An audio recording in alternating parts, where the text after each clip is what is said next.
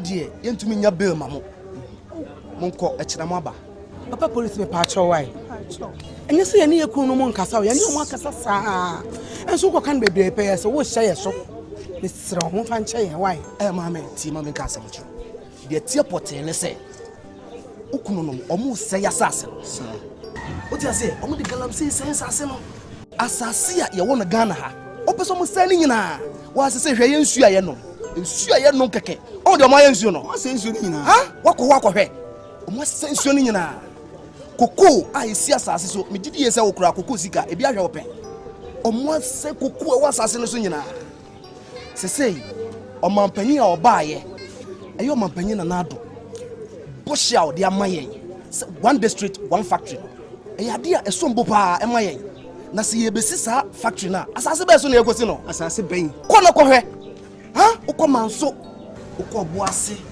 ukokaniago ukochese kuro bebre uko chebi kura de etan chebi omama asase no so nyina da ne amnamna nko a ehe na ekosi factory no abaye patch enuni na so sra ne yesra mo why munyin omo maye mami de tie ne se ene fia da hwede tamabo ene fia ntimi nye bail agyame bo akira mo mra mo ba mo make sure se mo de ntade ebe bro mo ye ebra ye chi o mo pete o mo dwane ne sa no ma na o mo ntade na sei etimu ba mo mfa ntade emra wo why ofza obeji bi se oluman na oka ho no a osama se no na eleni o mami wakunu no ukunu ebra ye ko arrest no ono oluman a okọ 80 years no otimi asamase eguo edwane afosase eguo can you imagine wasamase edwane ni uchim na mo mfa ye be jele no okunu se galamse no so be ye be jele no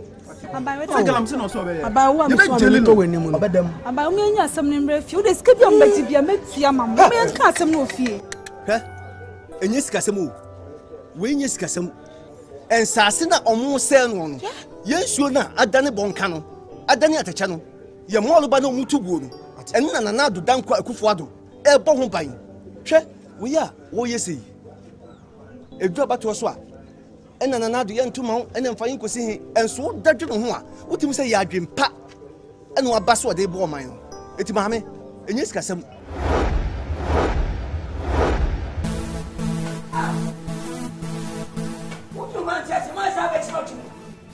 But when my dad says, I'm a diachi, somebody made my then my dad for a with a diachi.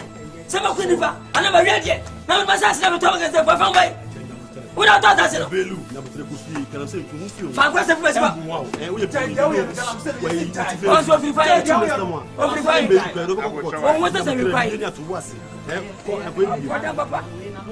I never said, like I was sitting at my dad.